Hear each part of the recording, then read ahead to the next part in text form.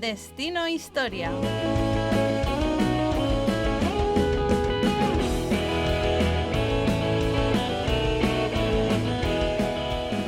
Bon día a todos y a totes, buenos días. Yo soy Sabrina Samaniego y me acompañan, como siempre, en esta mesa redonda, Yasmín Bernuz. Buenos días. Aitor Martínez. Hola. Y nuestra invitada especial de hoy, Alexandra Ruiz. Buenos días. Buenos días, buen día. ¿Qué tal? ¿Cómo estás? Muy bien, muy contenta de estar aquí. Gracias por invitarme. Gracias a ti por aceptar. Bueno, Alexandra es historiadora del arte, así que como habréis podido ver en el cartel que Aitor muy bien hizo, vamos a hablar de arte, de su relación con la historia, ¿verdad? Es un destino historia con mucho arte.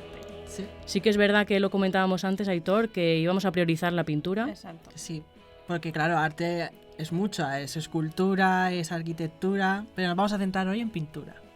Alexandra, iba a decir, nos va a traer una obra porque la ha elegido, en realidad ella querría haber hecho otra cosa o No, te da igual. Sí. Pues va a hablarnos de una obra que no vamos a decir todavía de qué, nos hará un análisis hasta dónde ella pueda llegar y esperamos que te sientas muy cómoda. Gracias, haré lo mejor que pueda. Pues, como decíamos, el tema es la historia del arte y la historia del arte, claro, tenemos aquí una historiadora del arte y vamos a hacer una definición de qué es la historia del arte y seguramente tenga cosas que matizarnos o no, o le parezca bien, porque es una disciplina que estudia la evolución del arte a través del tiempo. ¿Estás de acuerdo? Sí. Totalmente. Para ello se analizan las expresiones artísticas del hombre y de la mujer y cómo han representado su visión del mundo. ¿Correcto también? Sí.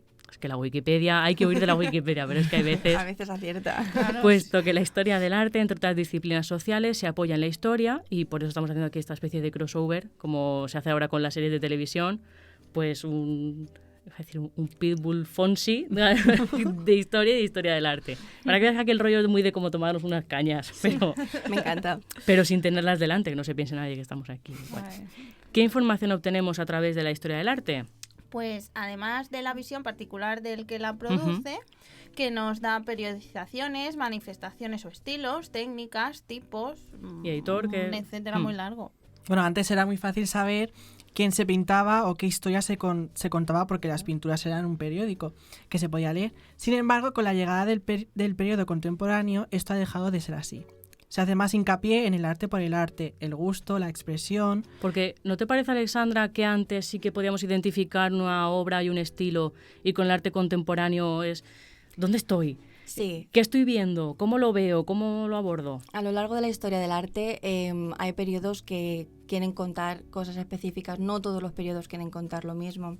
Entonces, el contemporáneo, bajo mi punto de vista, bajo mi humilde punto de vista, es un poco expresión de todo.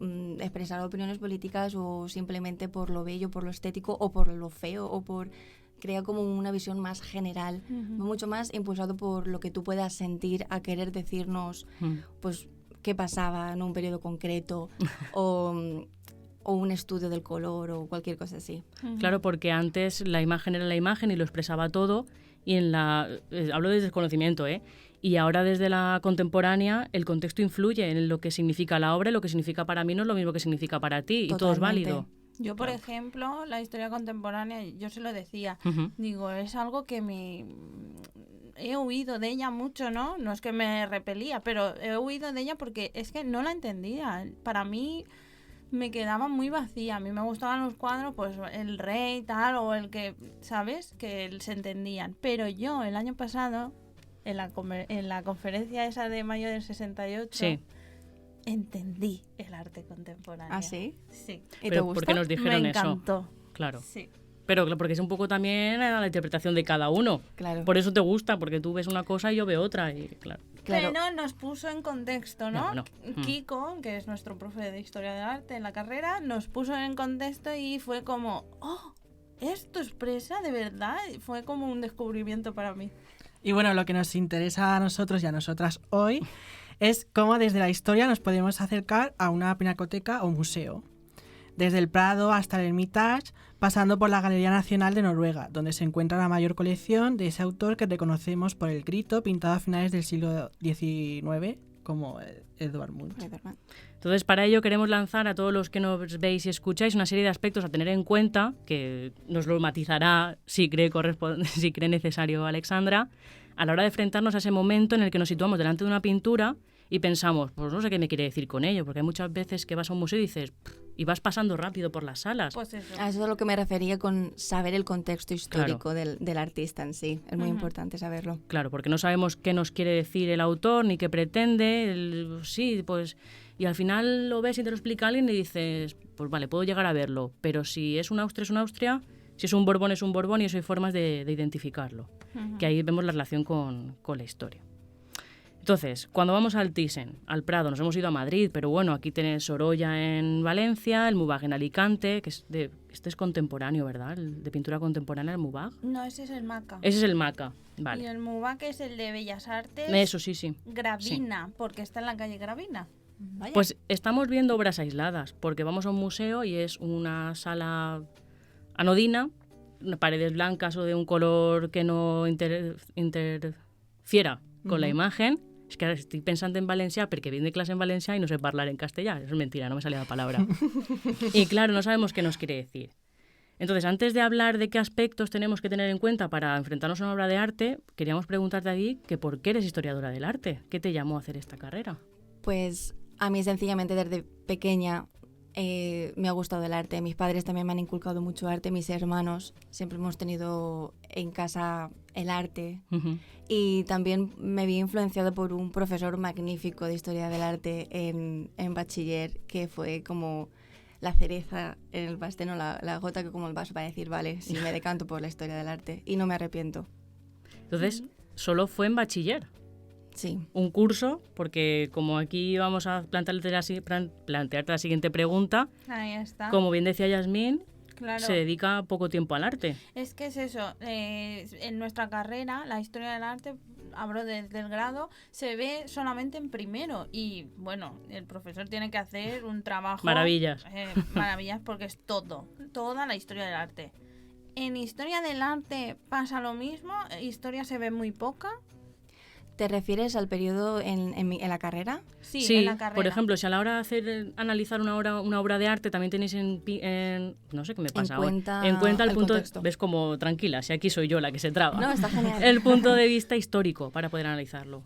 Evidentemente lo tenemos en cuenta porque es muy importante. También dependiendo para qué época. Por ejemplo, en el siglo XIX y XX pues ya no va a tener ese peso la historia. Pero sí, voy a hacer una pequeña crítica. Sí.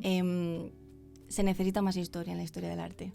Y más historia del arte en no la sé si historia. necesitáis Que de más eso historia del va a arte hablar, en nuestra Claro, carrera por de supuesto. historia. Nosotros nos quejábamos de eso. Así que un llamado a los futuros docentes, por favor, hay que entender un poquito más la historia y la historia del arte como unidas, que se pueden explicar muchísimas más cosas. Y no querer clasificarlo especializar todo. ni compartimentar. Incluso tanto. con la geografía, porque es lo que nos dicen en el máster, que vamos a ser profesores de ciencias sociales y podemos dar de historia del arte a geografía, pasando por historia, valores, Claro, pues, es que cualquier cosa. cualquier técnica, cualquier herramienta es validísima. Pues te vamos a aparcar 2 minutillos y vamos a empezar con el contexto, porque es uno de los primeros aspectos que hay que tener en cuenta para enfrentarse a una obra pictórica, porque es importantísimo saber quién crea esa imagen y en qué periodo se ha hecho. Normalmente vemos la fecha cuando vamos a un museo en el cartelito de abajo, aproximadamente un siglo u otro, pero no es tanto el periodo, sino que, o sea, no tanto el periodo, sino qué sucede dentro de ese periodo histórico.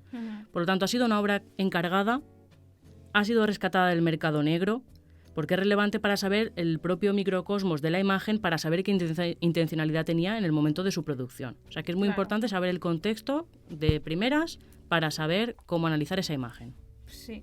Y otra de las características, por ejemplo, es el emplazamiento original. Decimos que las vemos exentas y con una pared blanca detrás, pero ¿dónde estaban originalmente? ¿O quién las encargó? ¿O en un palacio a la vista de todos? ¿O solo lo podían ver, no sé, porque lo había encargado una familia privada y era privada, en el salón de un embajador? No es, indudablemente no tendrá el mismo significado, como podemos ver, porque sí, dependiendo de la persona que la vea. Incluso puedo añadir que habían obras que estaban destinadas a estar colgadas muy altas. En una escalinata, por ejemplo, por lo tanto los volúmenes no se van a apreciar igual que si lo cuelgas a una distancia que el espectador pueda ver cara a cara, porque se va a desvirtuar. Es muy importante saberlo. Pues y luego también, hablando del aislamiento, nos tenemos que preguntar, ¿la imagen es simple? Es decir, ¿es una única imagen la que nos cuenta la información? ¿O forma parte de una serie? ¿El mensaje ha llegado completo o es incompleto? Porque voy a abusar de la figura del técnico Carlos, que no le he dado los buenos días. ¿Me pones la imagen 2 que vea el público de qué estamos hablando, de lo que está diciendo Aitor? Claro, porque saldrá por aquí, no sé dónde saldrá, pues por aquí saldrá la imagen. Esto es novedad. Porque claro, quizá la historia se nos quede a medias cuando observemos el cuadro y no podamos llegar a comprender qué quiso decirnos el autor o la autora. Y un ejemplo de esto es el cuadro que estáis viendo en cualquier sitio por aquí volando de la sala, sí. ¿no? Como por ejemplo los 10 mandamientos de Cranach el Viejo. Estamos haciendo un poco como la vida moderna, que os estamos obligando a que nos veáis por ver, no por oír, y que podáis ver lo que estamos diciendo, porque los 10 mandamientos tú te encuentras solo una tabla, porque creo que es una serie de tablas, bueno, es una tabla con varias, tú sabrás más. Está correcto. Claro, si la ves sola no sabes a qué se está refiriendo, pero si es todo un programa iconográfico, pues son los 10 mandamientos. Otra de las cosas es la intencionalidad. La imagen está hecha para ser vista, y la imagen influye en la concepción que se tiene del mundo, influye en la mirada. Entonces, ¿estamos seguros de que la imagen es el reflejo de y no es la imagen la que modifica la visión? Un ejemplo de ello tenemos, que no va a salir aquí porque no lo he añadido, pero el retrato de San Francisco de Murillo influye en la mirada que se ha de tener de los franciscanos, que visten así porque nos lo muestran así, pero ¿cómo lo sabemos? Pues esto también nos hace reflexionar que tenemos que acudir a las fuentes y hacer un estudio transversal y no fiarnos solo por lo que vemos, tanto en televisión como en sus periódicos de antes. Es muy importante. Por eso la historia y el arte deben ir claro. en conjunción y ligados, no separados. Otro elemento, la tradición cultural. Por ejemplo, en la pintura religiosa tenemos que saber, pues, quién o para quién iba, ¿no? Para protestantes, para católicos, ¿cómo había una diferencia ahí?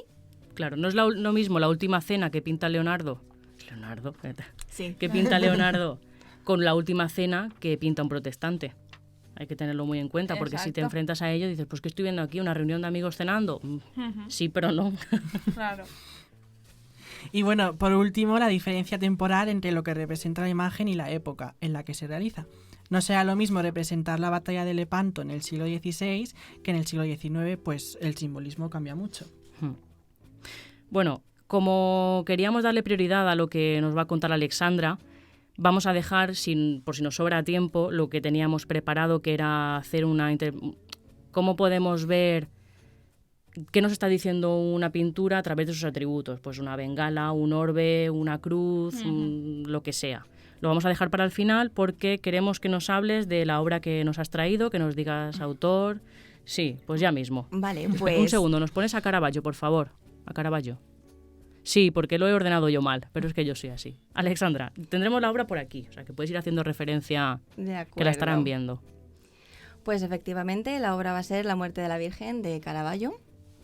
No sé si meterme un poquito en contexto histórico o simplemente doy paso a... Yo quiero saber por qué has elegido esa obra de todas las que tiene, porque creo que comentamos algo de San Jerónimo, puede ser, y al final Yasmín me dijo que ibas a hacer otra cosa. Exacto. Sí, pues más que nada porque quiero enseñar las innovaciones de Caravaggio, ¿no? El cómo rompe con el sistema clasicista o renacentista que había en el momento y lo importante que es tener una identidad propia, unas características propias y querer enseñarlo al mundo tal cual tú lo ves.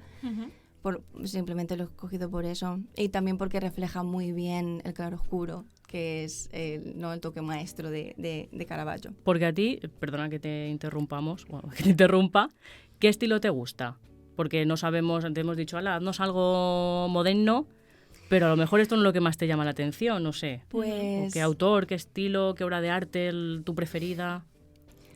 Es una pregunta difícil, porque cada periodo me aporta algo, ¿no? El barroco me aporta muchísimo, pero tengo que decir que a mí lo que más me gusta es el impresionismo y el expresionismo. Y el surrealismo es lo que más me gusta. Magritte, Dalí o Vladimir Kash es uno de mis favoritos, que tengo un tatuaje en la espalda de una de sus obras. Madre mía. No te vamos a pedir que te... No lo voy a hacer.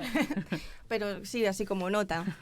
Oye, pues... Porque me hacen viajar. El surrealismo es que dejando es más sensorial para mí, me hace disfrutar y me hace viajar dentro de las obras, así que me quedaría con esos 3. Qué guay. Madre mía, yo que veo manchurrones. Perdonadme la ignorancia porque imagino no, para nada, cada uno que tiene dejar su- caer... A mí un Pollock... Yo tengo un libro de Pollock que ves sus cuadros o no sé cómo se llama esta autora ahora, que hace... que solo pinta ¿Kandinsky? con colores. No, que es azul, se llama azul. Y son tonalidades de azules. Ah, vale, bueno, es Es que no sé cómo se llama ahora. Hablando estábamos hablando de contextos históricos. Sí. Tenemos que entender que ese tipo de autores como Kandinsky o Jackson Pollock, ellos intentaron aportar algo nuevo a la historia del arte, ¿no? Lo que ya había pasado ya está hecho, Claro. pues ellos hicieron más base con lo que aprendieron. Fue la colorterapia para los sentidos del espectador. Ellos ya iban un poco haciendo partícipe al espectador para entender la obra basándose en el color. Sí que es un poco psicológico también. Y de ahí esos cuadros que son tonalidades de color. Claro, como es que no me acuerdo dices. del autor ahora, pero es que a mí esos me gusta mucho para utilizarlos, no tenemos oportunidad, en las presentaciones de PowerPoint, no sé por qué, de primera imagen, ya lo buscaré y te diré el nombre. Pero Sí, porque es que no me acuerdo cómo se llama ahora. a mí me sale por excelencia Jackson Pollock, que es así como explosiones de colores y mezcla rojo, blanco, negro. No Bueno, sé, a mí hay una el de esta hiperrealismo me encanta, el hiperrealismo de Antonio López y de También es una Robert, no sé ahora, me encanta. Bueno, perdona, la obra. pasada. No pasa nada. Sí, no, pues- más que nada por tiempo. de acuerdo. Pues, No, pero bien. Vale, como hemos preguntado antes, ¿qué es lo que tenemos que saber cuando nos ponemos enfrente Sí. de una obra de arte, ¿vale? Pues lo primero es la ficha técnica, ¿no? Ujú, Es importantísimo sí. saber de quién estamos hablando. Pues voy a coger como referencia esta obra, La muerte de la Virgen. Es un cuadro de altar, se iba a poner en una iglesia. Claro, muy importante lo que ha dicho ya antes de no es lo mismo la escalinata, que tienes que verla... Depende de cómo la mires. Claro. Es un óleo sobre lienzo que está realizado en 1606 para la capilla Cherubini de la iglesia de Santa María de la Scala en Roma. Comentaríamos las dimensiones de la obra en caso de que la supiéramos. En un museo normalmente te dan las dimensiones, Claro. pero si no, pues sabría si es de gran dimensión, de pequeña dimensión. Y para terminar, pues para terminar la presentación, Sí. digámoslo así, técnica, diríamos dónde se encuentra actualmente, que se encuentra en el Louvre, en París, en el Museo del Louvre. Claro, es lo que hablábamos, que ahora se encuentra allí, pero se encuentra fuera de contexto. Ujú. Si tú Ahí vas y lo está. ves, a lo mejor no te impresiona tanto, si es que ha de impresionarte.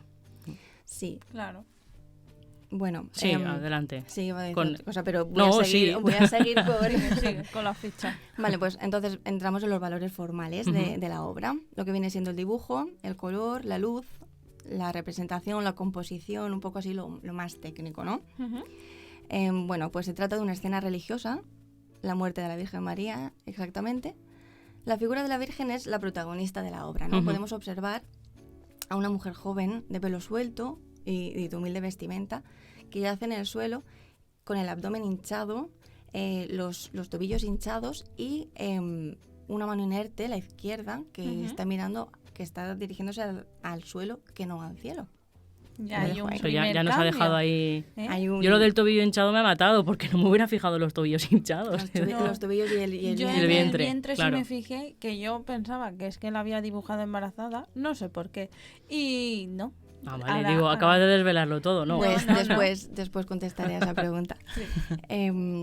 Bueno, pues tiene un nimbo como en la cabeza, una corona, que es casi imperceptible, que es el único elemento que nos va a indicar la trascendencia de la escena. Bueno, pues esta manera sobria y naturista de escenificar a la Virgen es innovadora y causará rechazo en un principio. Caravaggio no representa a la Madre de Dios como se hacía antiguamente, como se hacía en el renacentismo, con la tez inmaculada, esa divinidad con querubines que le llevaban Sí. al cielo, lo acostumbrado, sino que lo representa de una manera más cruda.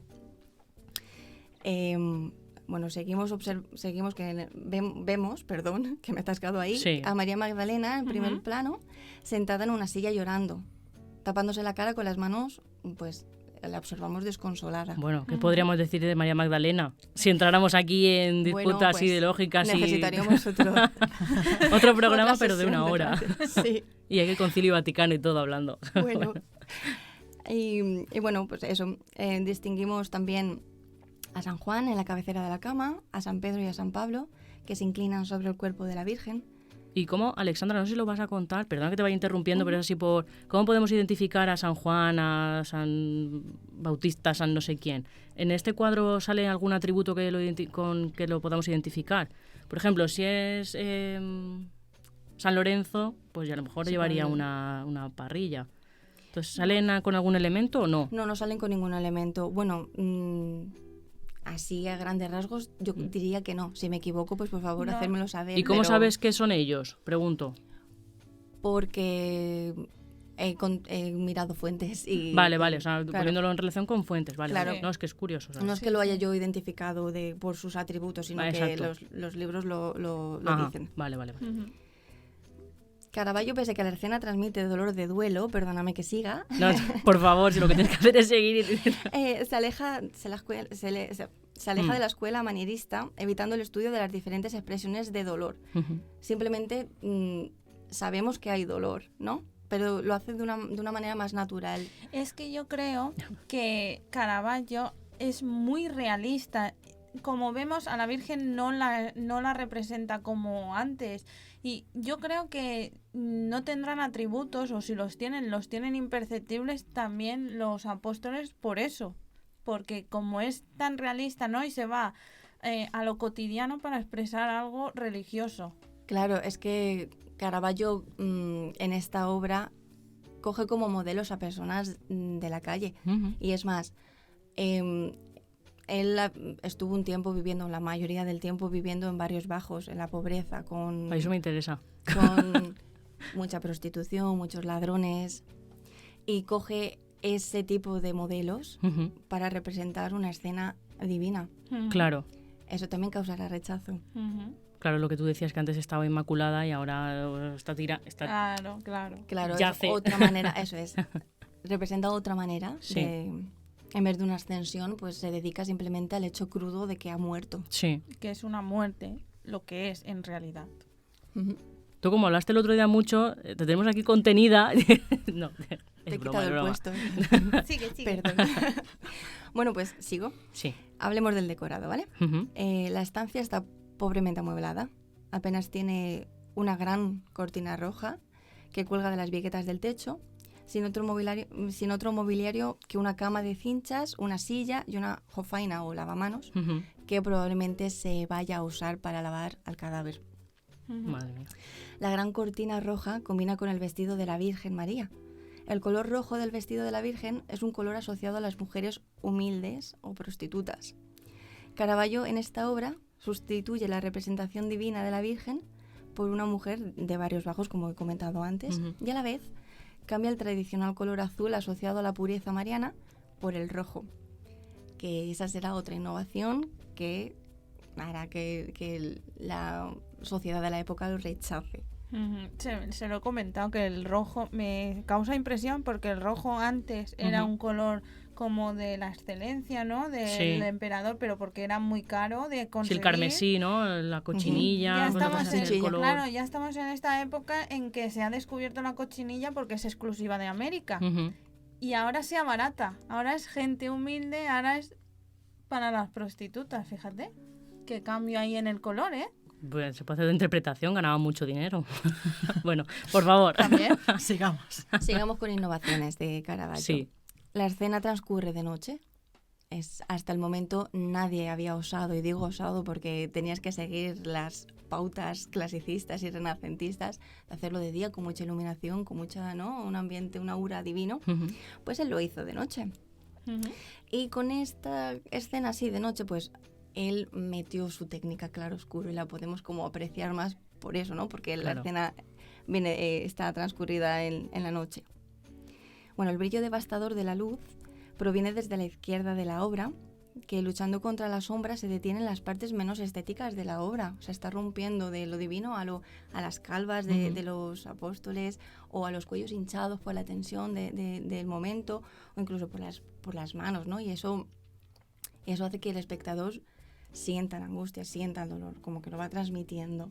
Que es como si fuera una fotografía. Sin ser trágico, sin ser muy trágico, ¿no? Pues eso es eso. trágico. Bueno, pues sigo. Sí. Dentro de la parte formal podemos comentar la composición en diagonal. Esto lo voy a hacer un poco más rápido porque es muy Sí. técnico, ¿no? Sabemos que la luz viene de la izquierda y la escena se divide en 3 bandas horizontales. La primera sería la cortina, la segunda sería la Virgen y los Apóstoles y la tercera franja estaría María Magdalena sentada, ¿no? En la silla. El peso de la composición escénica se encuentra en la zona central inferior derecha, que es donde se encuentra el cuerpo de la Virgen y que es el tema principal a tratar, el principal de la historia. Aparte de los recursos dramáticos que hemos citado, Caravaggio emplea colores cálidos. ¿Vale? Hablemos de la gama cromática. Predominan colores oscuros y cálidos como marrones, vemos ocres, vemos naranjas, verdes de la piel, Claro. la piel muerta. Y además, bueno, tenemos que destacar el rojo intenso que ya hemos dicho que finalidad tenía. Con los fondos oscuros que destacan la figura del primer término y ayuda a conmover los sentidos del espectador. Otra innovación, ¿no? Caravaggio sabía muy bien de lo que hablaba. Además, al observar la escena en contrapicado, desde arriba hacia abajo, pues ayuda a aumentar la sensación de profundidad y de grandeza. Y bueno, se puede...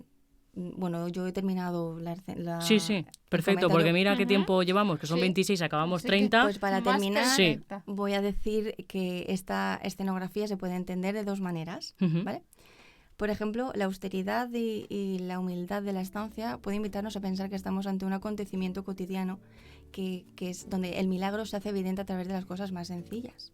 Los más devotos dirían que la Virgen es retratada como una joven porque representa alegóricamente la Iglesia inmortal y que el vientre está hinchado porque está llena de la gracia divina, está embarazada de la gracia divina. ¿Qué ojo tienes? Sin embargo, por otro lado, siendo fiel a las características de Caravaggio, podemos apreciarla de la manera más cruda, ¿no? Real, manteniéndonos firmes a su estilo, entendiendo que lo verdadero es algo digno de ser representado, la belleza o la fealdad, o lo armonioso o lo desastroso.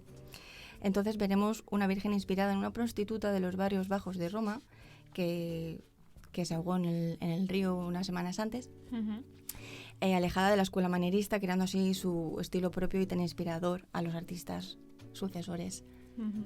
Posteriores. Pues oye, No sé con cuál os vais a quedar vosotras, pero yo sin duda me quedo con la cruda, con Caravaggio puro. Yo creo Pues que sí. Caravaggio Todos. buscaba eso, huir de toda esa idealización. pues ni que pintado, porque fíjate, ya nos queda 1 minuto y medio para irnos, pues solo nos queda agradecerte este súper resumen que nos has He hecho. lo mejor que he podido. Sí, porque al Lo has final hecho hemos ido de divinamente. lo general a lo Sí, sí, particular sí, para sí. saber, para conocer mucho más del cuadro y del autor. Así Sí que que- podemos decir que Caravaggio fue un rompedor. Sí, Rompió con el Renacimiento y empezó con el Barroco. totalmente. Esto luego va a dar para conversación en la cafetería. Pues va a nada, ser? haremos Seguimos. un café. Alexandra, muchas gracias por venir al Muchísimas programa, gracias a vosotros por invitarme. Muchas por haber gracias. hecho todo este trabajazo. El tiempo es el que es. A ver si, oye, pues una segunda parte, pero Por de supuesto. contemporáneo, de lo que te guste. Claro que sí. Aitor, si no nos han podido ver en redes sociales En después... redes sociales nos encuentran en Instagram poniendo @destinohistoria_radio, en Facebook poniendo Destino Historia Radio, nos encontrarán en el programa o en el mismo programa de Sí. radio de la universidad, y en Twitter en @dhradio_ua. Y si no, luego en el podcast, cuando Carlos, gracias por haber ido poniendo las imágenes Muchísimas gracias. más o menos, pero también ha sido cosa mía. Pues, Yasmín, gracias por venir. Muchas Ha estado aquí gracias. Yasmín. Hemos intentado taparla con el gnomo porque Pero habló mucho no, de no. literatura gótica. Sigo Gracias saliendo. a todos. Gracias de nuevo, Alexandra, Aitor, Gracias a Yasmín. vosotros. Nos vemos el 27 de noviembre, me parece que es. Con cine y indumentaria. Y una invitada, otra invitada muy especial como Interesantísimo. Alexandra. E historia. Hasta luego a todos. Adiós. Gracias.